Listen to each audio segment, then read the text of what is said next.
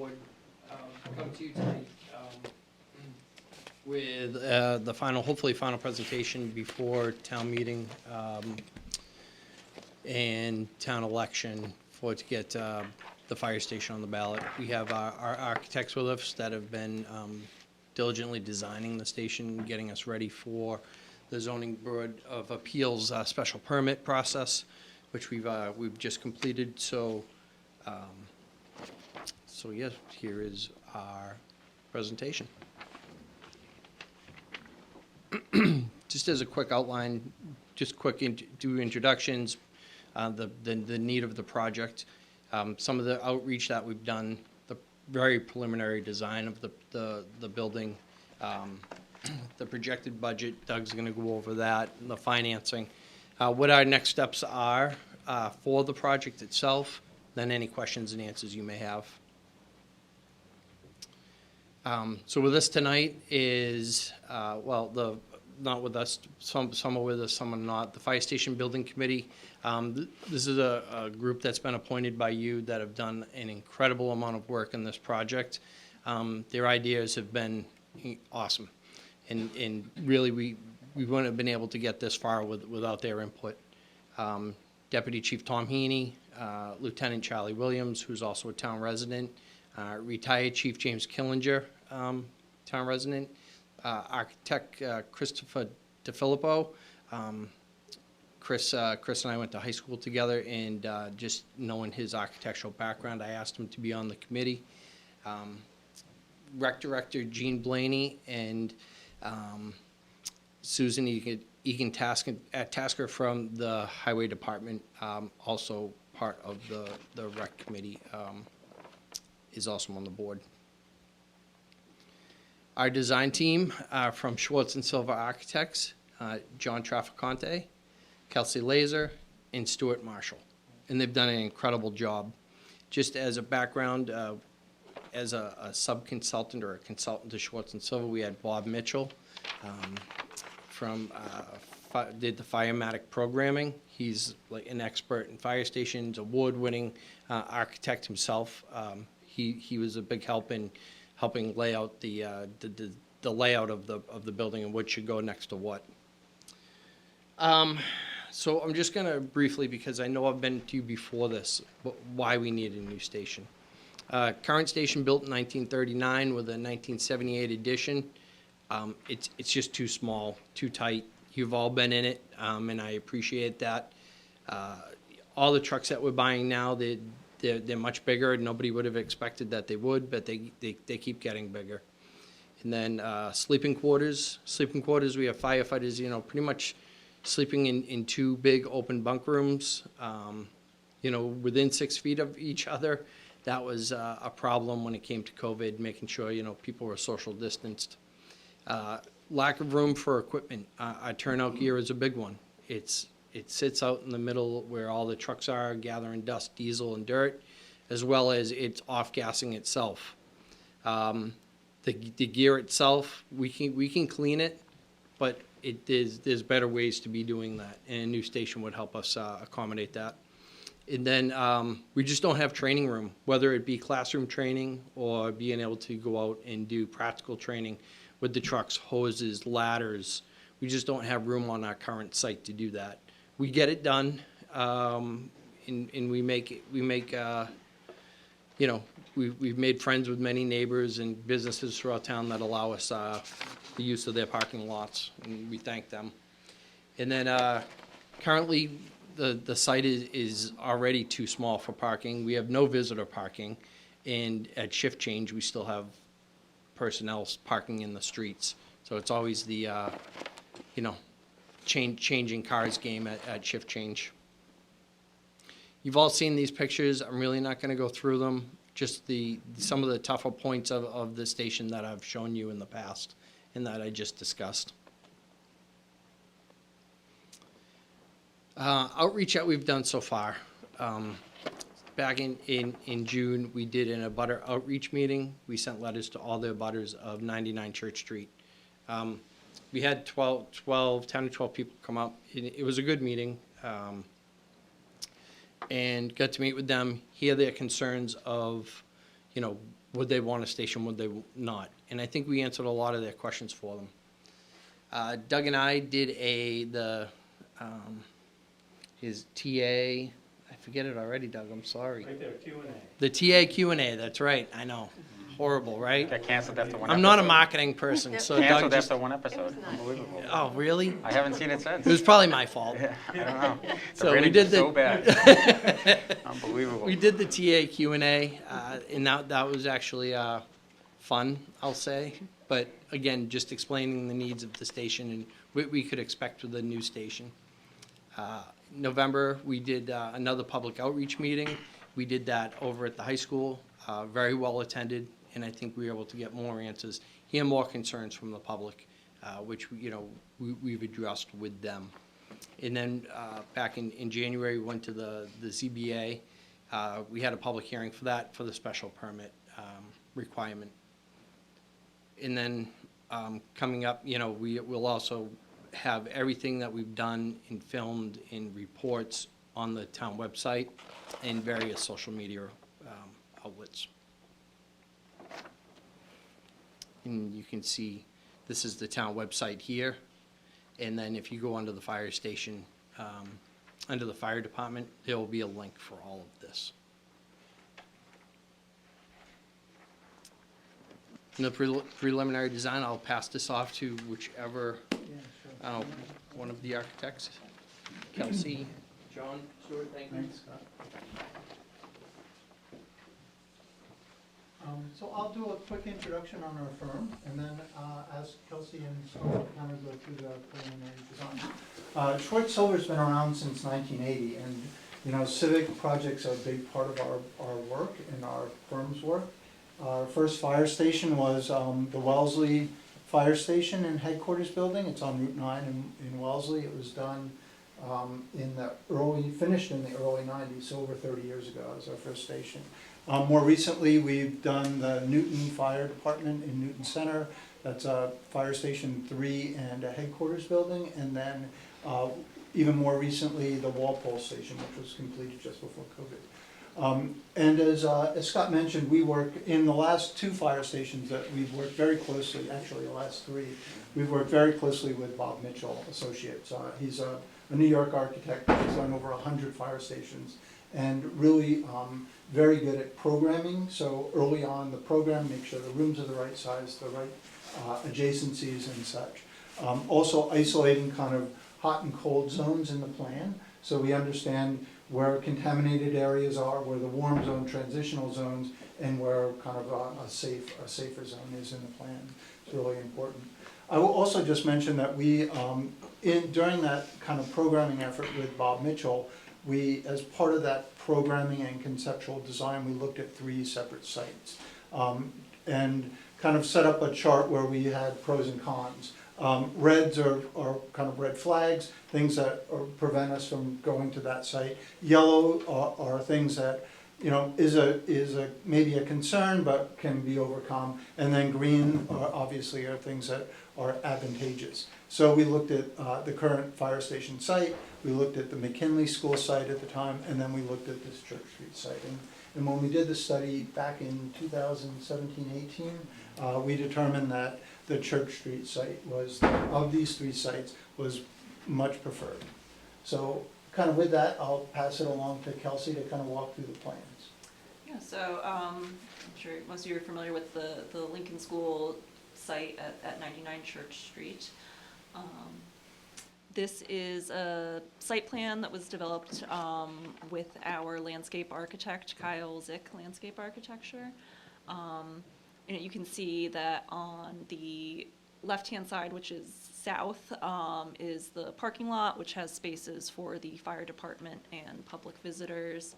Then kind of in a buffer zone between the parking lot and the building is a fenced-in area that will house the communications tower and generator. We have a building that has a relatively large footprint of, I think, around 23,000 square feet. And then we have a landscape buffer to the bottom of the page, which is east on Howard Street. where we're proposing some new trees and plantings to kind of shield the building a little bit and create a little bit of a kind of public accessible park space. We have an apron onto Church Street where we have 6 apparatus bays that will allow all of the fire department fleet vehicles to be able to pull fully out onto the apron without intruding into Church Street, which I know is an issue with their current apron at the current station. And at the top of the page is the exterior area that's behind the fire station that allows for one pull-through bay and then also provides space for outside training with the vehicles where there's a stair tower that trucks can be backed up to for training with the ladder. This is the first floor plan, where you can see the delineation between the hot zones, which are zones where we have vehicle exhaust, and then the transitional buffer warm zones, and then cold zones where we don't want any exhaust fumes getting into places like the offices and living quarters for the station. We worked very closely with Bob Mitchell to make sure that all of these spaces are sized correctly, everything has the right adjacencies. We tried to shrink the footprint as much as was feasible by keeping everything that really needs to be on the first floor is on the first floor, and everything that we were able to lift up above that is up on the second floor. And so the second floor is primarily the firefighter living space with the bunking rooms and some additional office space. And then these were some renderings we prepared. Stuart, were you gonna? Yeah, this gives you a sense of, and again, this is a preliminary design. It gives you a sense of some of the things that we've done to fit the fire station into the neighborhood. Anything that we can do is, as Kelsey said, we have a landscape buffer along Howard Street, and we've really worked to push the building back from Howard Street at the first floor level, and then further at the second floor. Again, it is a second floor, a 2-story building. It's not a 3-story building, which would have brought it up to a height beyond the zoning envelope, but also really inappropriate for the neighborhood. Now, some of the other things that we do to try and keep the scale, the appearance of the scale of the building down, is looking for ways to articulate the facades that can help break it down. So you can see in that sort of overhead shot and the view in the top right and bottom right, how we've broken up the facade into independent gable pieces that give it a little bit more of a residential scale. We've also looked, though, for materials and for inspiration from nearby buildings in the vicinity. Some of the old historical industrial buildings where you can introduce brick, and the roof monitors that you can see that are elements. You can see in the top left of that lower right photo, there's an image of, you could see the sandpaper factory, which is a building that's been repurposed. I think it's artist studios and housing and mixed development. So on our roof, you're seeing roof monitors that we can use to let light into the back of the apparatus bays particularly. That's what would be most useful. And also can provide double duty as supporting solar panels in the future. I think we will design this as a net zero ready building, something that can be structured and have the infrastructure, the conduit to support solar panels on the roof that really could have this as a net zero facility in the future. Construction costs, so this is a construction costs in the top line. Working with our cost estimators who have recently been finding that fire stations are coming in around $800 a square foot. And that was true going through the pricing exercise for this station. So that's a 26.8 million number. And then grossing that up with soft costs up to a total of $5 million of soft costs. That's including architecture and engineering design services, an owner's project manager to manage the project for the town. And then additional testing and furniture, fixtures and equipment.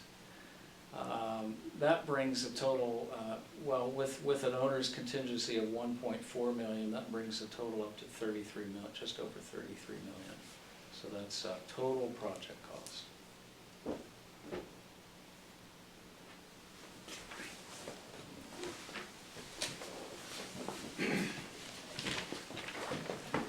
Thanks, John, Stuart, and Kelsey, I appreciate it. So I did try to warn the board a couple weeks ago that the number was going to be bigger than what I was previously alluding to, so the cat is out of the bag. So as far as financing options, we've talked about this a little bit before, but I'll reiterate it again. We do have a very strong bond rating. It's a AA stable. We will get rated again if we proceed with this project and are successful at the ballot and town meeting, but I would anticipate our bond rating would remain strong at a AA stable. Unfortunately, there are not grants for these types of projects. We've talked about it before, but the question keeps coming up, so I would just want to be super clear about it. There have been bills pending in the state legislature for many years to create a public safety building program like there are for schools and libraries, but the program just doesn't exist yet.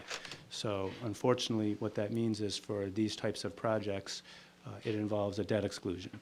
So a debt exclusion, again, just to remind folks, it's something that requires both a Proposition 2.5 vote at the ballot, which is just a simple majority vote at the ballot, and a 2/3 vote at town meeting. So what that does is it's a vote by taxpayers to raise their taxes, excuse me, above the normal Proposition 2.5 annual increment. But the key part of a debt exclusion, unlike a regular operational override, is that it's temporary. It's only in place during the life of the bond. Once the bond is paid off, that tax increase goes away. So this is probably the most important slide, and there's a lot of information here, so I will try to go slowly. So I know the most important thing that voters are going to want to know is how much is it going to cost, and how much is it going to cost me, the individual taxpayer. Most of the feedback we've received so far has been everyone agrees we need a new station. We really haven't heard anybody argue that we don't need it. The question really that I've heard is, can folks afford it? So I try to be as clear as we can here about what we're projecting, and I want to be very clear, these are just projections. There's a lot of assumptions. Certainly one of the biggest assumptions will be, what does the actual bid come in at? Maybe it'll come in at less than 33.2 million, we don't know. But for this exercise, I assumed 33.2 million exactly as the cost. I assumed our bond rating stays the same. Unfortunately, interest rates have increased. We've all seen that in the economy, and I don't see it changing materially in the next year or two when we would go out to bond. So I'm assuming, based on the input I've received from our financial advisors, 4 to 5% interest rate for a 30-year term, and it's structured for the most part as level debt payments, which is, think of it like a fixed home mortgage. And so what I'm showing here on these charts are for the average single-family home. So in Rockland today, the average value of a single-family home is $446,925. So if your house was valued at more than that, if you have a $600,000 house, your impact is going to be greater than what's shown on this chart. And if your home is only valued at $350,000, it'll be less than that. I'll note that if the board does decide to move forward with this project tonight, I'm working with our IT director to put a calculator on the homepage of the town website so people can punch in their own value and see their exact number. So again, what this chart shows is starting in FY24, which is when we would begin this project. And I want to, again, preface this by saying all of this is contingent on successful ballot and town meeting vote. So if that happens, there's smaller expenses in the beginning, because that involves just the architect and owner's project manager's time for finalizing design, finalizing bid documents, things like that. So it's lower costs in the beginning, then they quickly kind of ramp up as you get into FY25 and 26, and then the bulk of it, the 26 years or so in FY27 to 53, it's essentially flat. It varies between $328 and change and $329 and change, so I just rounded it to the midpoint at $329. So if I focus on that middle section, the FY27 to FY53, time period, because that's really the bulk of it. What this shows is the annual tax increase for an average single-family valued home at $446,925. The annual tax increase is $329. Quarterly, it's obviously $82.25. You can see the monthly number, it's about $1 a day. So again, I know this is going to be the question most frequently asked. Again, it's not going to be precise to the penny. There's a lot of variables that are going to involve the actual interest rates, the actual bid price, the actual cash flow. This involves certain assumptions, but this is a very good estimate that is right in the ballpark, and I think will give people a sense of what the cost will be for them. This slide shows our existing debt and our projected debt if we add on the fire station project. So on the left-hand axis, the y-axis on the left that's vertical, those are in thousands. So where you see in the beginning of 2023, it's nearly $7 million in annual debt service. And debt service, again, is the amount that the town pays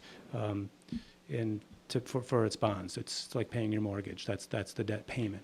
So you'll see there's a declining schedule. You see our debt dropping off pretty steeply, and then a pretty dramatic drop around 2034, 2035.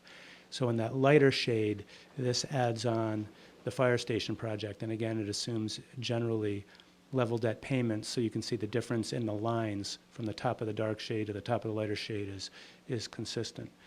I drew a hash mark here to show if you go out to just after the start of 2033, you'll see we're actually right at the point we're at now. So what that means is in about 10 years, the debt load for a taxpayer is essentially going to be the same as we're at now, but they'll be getting a new fire station. And you'll see the debt, you see the whole term of the debt. So again, I've talked a bit about what those next steps are. So assuming the board agrees to put it on the ballot and on the town meeting warrant, and if it's approved, our next steps, as Stuart mentioned earlier, would be to hire an owner's project manager. It's not only an important thing to do, it's required by law for projects this size.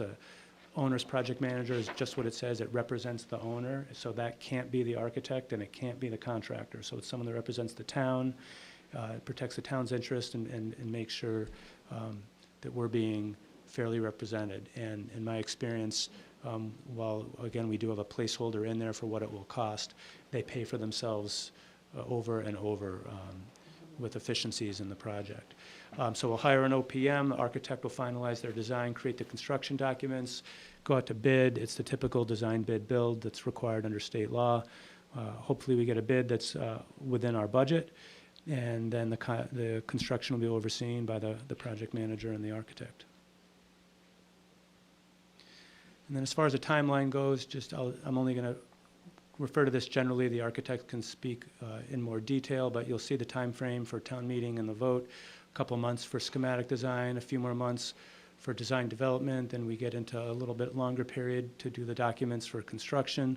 We go out to bid, and then if all goes according to plan, summer, fall of 2024 is when construction would begin, and by the spring or summer of 2026 is when the building would be complete and open for business. And I should highlight that all that we're talking about tonight is getting your approval to put this before voters to construct the new building. We've intentionally we're not asking for anything tonight or at town meeting or the ballot regarding the existing station. My recommendation on that would be if we get approval for this, that could be a future town meeting discussion. And I've made no secret in the past, I'll say it again, my recommendation will be that we would seek authorization from town meeting to sell the fire station, redevelop it for some type of mixed-use development, which would help continue to improve the economy on Union Street, put it back on the tax rolls. The sale, the income we receive from selling that fire station can directly offset the debt expense of this new building, and it'll lower the cost to taxpayers. But again, that's not something that I'm recommending for now. That decision can wait until later. There's no rush. This project is going to take a couple of years. So this is really the last substantive slide and the most important one, because this wording is very critical, and I've had it approved by town council. So once we're done with questions and answers, this is the exact wording that I'm requesting that you agree to put on the ballot. And for folks in the audience or at home watching, they'll notice that there's no dollar amount included in this. It doesn't say 33.2 million. That's because state law requires it to be written this way. You don't know the exact costs, whether it's the bid price, but especially costs for borrowing, interest, and all the related expenses. In the town meeting warrant article, that the dollar amount will be in there. So it's not a blank check. If people vote this at the ballot, we could spend $200 million on a station. It doesn't work like that. The town meeting warrant article will limit us to a dollar amount, and that's just the exact way it was done for the school building project. So that should be familiar to folks. And you'll see it just talks about allowing to go beyond Prop 2.5 to construct, equip, and furnish a new fire station at 99 Church Street, including the demolition of the Lincoln School. I know I went kind of quickly. We're here for any questions and answers, and I'm happy to go back to any earlier slides if you'd like. Any questions, comments from the board? Lori, Karen? I had a couple of comments. You know, another factor I keep repeating in the meetings I've been to and presentations I've been to about the fire station is to consider the expenses we won't have to pay for anymore that we're spending because we have an antiquated building. And also ideally the repurposing the station with keeping in mind revitalizing the uptown. That whole initiative is probably the smartest thing that we can do with it. Yeah, no, that's a good point, Lori. And, you know, we're going to continue to work on, you know, what the operational kind of efficiencies are with a new building. It's complicated because on the one hand, with the current station, just all the physical infrastructure repairs is just throwing good money after bad in a building, as the chief said, is too small and has all those deficiencies that just can't be fixed. So that's one issue. There's also, of course, outdated heating and, you know, cooling and all kinds of other systems. The new building, as Stuart said, will have, you know, will be equipped to be able to accommodate solar, will have the latest, most efficient mechanical systems, but it will also be a significantly larger building. So kind of per square foot, it'll be a lot lower cost, but we haven't exactly calculated, you know, the exact increase or decrease net because it will be a larger building. But that's something we'll certainly look at. But Yeah. it's safe to say, and the chief can jump in if he disagrees, you know, if we don't come up with a solution like this, if we're forced to stay in the building we're at, we're gonna have to throw a lot of money at our current building. So it's not like the alternative is zero or free. That's Right. not the case. We're gonna have to invest a lot of money in a building that will still be completely inadequate. Yeah, and solar credits are a big chunk of change. Yeah. You know, so, I mean, that's another thing that can kind of allay the debt. Anyway, all right, that's it. I just had a question. Has anyone reached out to Representative DeCoste or Senator Keenan about funding from the legislature? I know when we built the senior center over there, my mother was pretty instrumental when she was a state rep in obtaining money from the state legislature for that project, so. Yeah, I've spoken to them quite a bit, more so about creating a state building program. That's been more of my focus, but we'll definitely, you know, if you guys agree to put it on the ballot and the warrant, we'll certainly reach out. I think on the senior center project, that was so much smaller and you know, so I think an individual line item had a pretty large impact, but with a $33 million project, I'm not sure if we can get the same Yeah. proportional piece, but we will leave no stone unturned. Any amount Any amount will would help. Yeah. Of but- course. I just want to also thank Chief Duffy, yourself, and the committee and the design team for being here and all the work you've put into this. This has been a long time coming. When I was first elected in 2018, the chief was one of my first phone calls. He said, hey, when are you available to come tour the fire station? I had been in there multiple times growing up and, you know, around town, but it's been a long time coming and it's definitely needed. So I am fully in support of putting this on the ballot and letting the residents decide, but I hope they will be in favor as well because we owe it to all the employees that work in that building and respond to our calls on a daily basis, so. You've mentioned that you guys have had several community outreach sessions. What has been the general overall feedback from the residents? Any specific concerns on it? Residents has been I had a little bit of shock at, you know, the current condition of the station, in that, you know, nobody is doubting that we need a new station. But a lot of the feedback is, money. You know, why now? Can we delay it? Which, you know, brings us into a whole nother issue of, if we delay it, costs are typically gonna go up, and I'm sure, the architect from Short and Silver can, you know, speak much better than I could on that, but most of the question is, you know, do we need it now? And it's because of money. Yeah, I mean, I think one of the things, I mean, you just said it, it's never gonna be cheaper than it is today. The cost will only ever go up.